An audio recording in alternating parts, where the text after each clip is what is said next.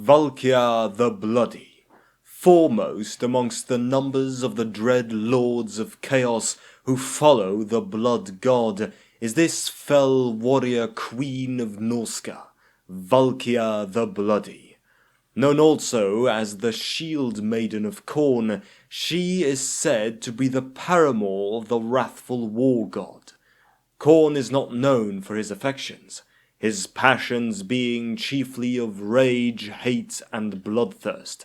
Yet the sagas of the Norse teach that he looks upon her with something approaching fondness.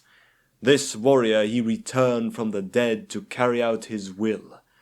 Valkia is charged by her master to descend onto the battlefield each dawn and to pay more tithes to his throne of bones, and also to choose those warriors who will fight on in his halls after their death.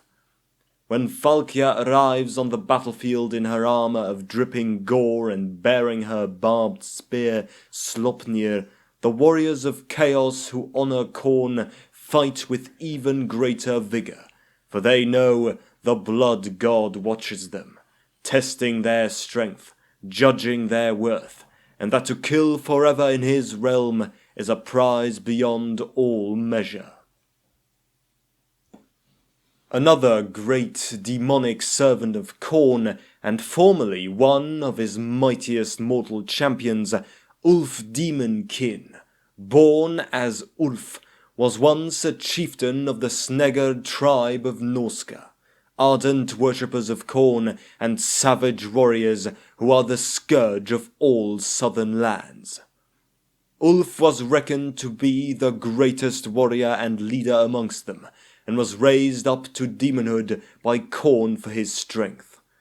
Ulf became venerated by his tribesmen as a lesser demon god of chaos in his own right, and he is summoned by his tribesmen under the moon of his ascension to bestow the blessings of KHORNE upon the acting chieftain. On the eve before, the warriors of the Hall of the Sneggar take to the south to harvest great tithes of blood and skulls for the blood god. Travellers of the realm of chaos tell of a fearsome wanderer to appear before the various strongholds dotted throughout the twisted landscape. There he bellows out a terrible challenge, demanding that the greatest warriors of that fastness emerge from it and face him in battle. Those who do are inevitably slain by the wanderer's berserk fury, for he is Uzul, the Skull Taker, first amongst KHORNE's bloodletters.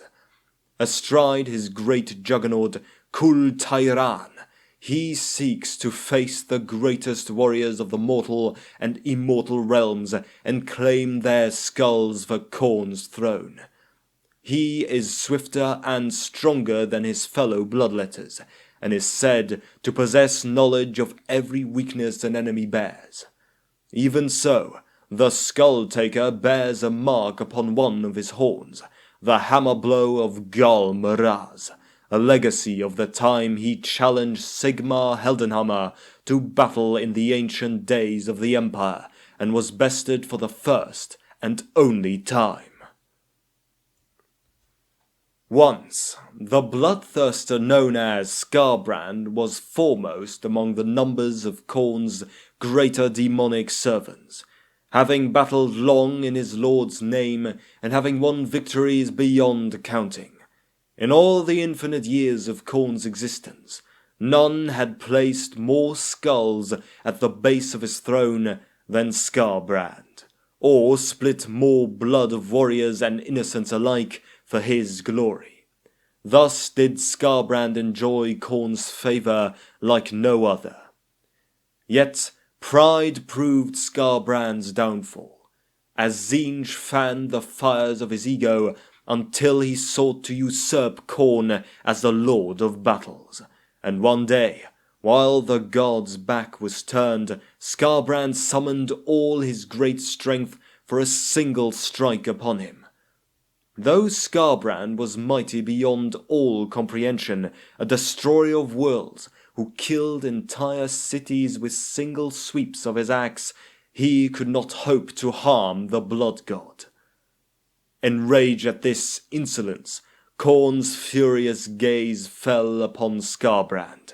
Cursing the demon's name, KHORNE took him up in his armored fist and crushed him, throttling all rationality and thought from the demon before throwing it deep into the realm of chaos. For 8 days and nights, Skarbrand flew through the sky, lighting a trail of flaming blood until he finally smashed back to the earth. Bereft of all reason and inhibition, the bloodthirster is now a witless embodiment of unreasoning fury, and slaughters entire worlds daily in his unholy madness. KHORNE spares no more thought for Skarbrand, but laughs as he sees the bloodthirster serving him more completely in damnation than he ever did in glory.